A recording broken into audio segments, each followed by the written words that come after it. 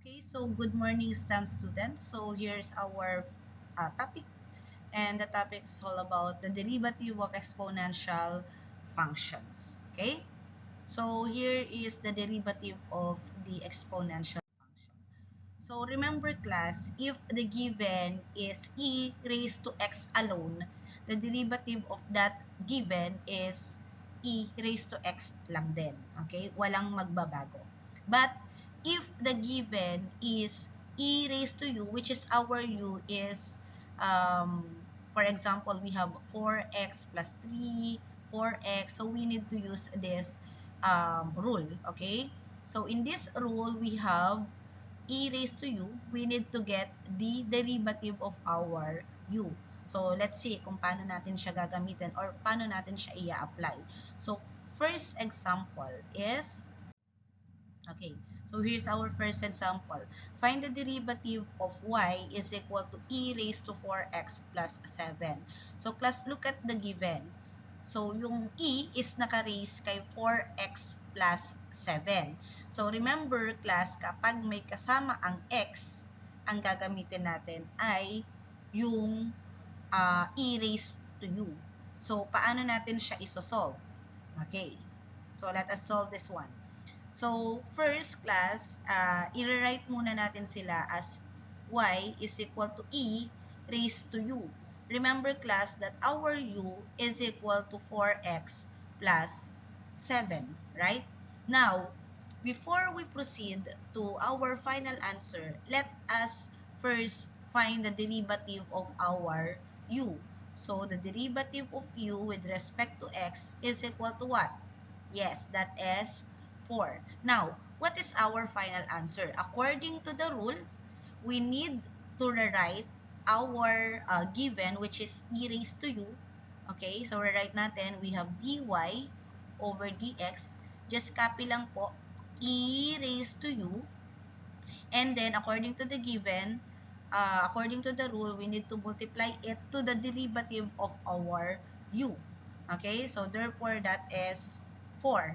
Now, let us simplify this one. So, we have dy over dx is equal to, remember, class, that yung 4 ay mapupunta sa unahan. Okay, so therefore, this will become 4 times e raised to what is our u? E raised to 4x plus 7. So, this is our final answer. That's it. Okay po. Next. Okay, so here's our example number 2. We are going to find the derivative of y is equal to e raised to 3x squared. So, class, look at the given. So, may kasama ulit si x. We have the coefficient and also the exponent. Okay? Now, let us use again the EU rule or e raised to u rule. So, according to the rule, class, you need to rewrite again our given with e raised to u rule. And remember, class, that our u is equal to 3x squared. Now, let us find the derivative of our u. So, the derivative of our u with respect to x is equal to, what is the answer? So, that is 6x, right? Now, let us find our answer. So, dy over dx is equal to, rewrite our given, which is e raised to u, and then multiply to the derivative of our u, which is 6x.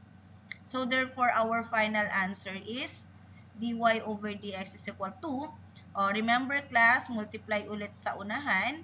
So, this will become 6x times e, what is our u?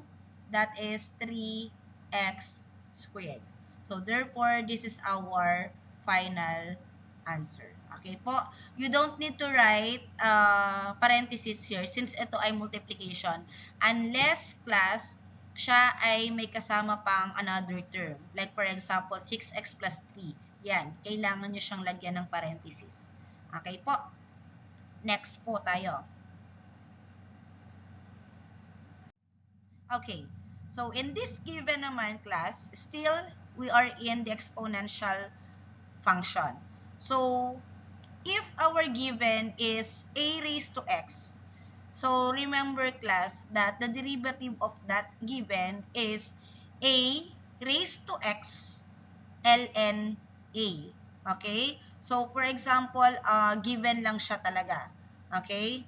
So ang gagawin niyo lang dyan is just copy the base and the exponent and then add ln a. Kung ano yung a natin which is the base, yun din yung ilalagay nyo dun sa dulo. Okay? While in, if the given is y is equal to a raised to u, of course, kung yung x ay may kasama, ito ang gagamitin natin. Y is equal to a raised to u. Okay? So, the derivative of that given is a raised to u ln a. So, you are going to get the derivative of du. Okay? So, let's have an example muna para mas maintindihan natin.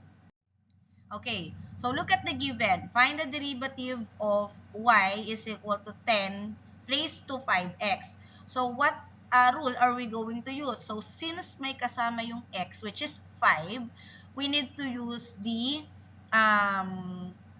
a raised to u. Okay? So paano po yon? According to the rule, so again, rewrite muna ulit natin y is equal to 10. So, let us change po the 5x into u para ma-use natin yung rules ng exponential function. And remember that u is equal to 5x. This is an application, ha? Okay. Now, let us find the derivative of our u with respect to x. And that is, what is the derivative of 5x?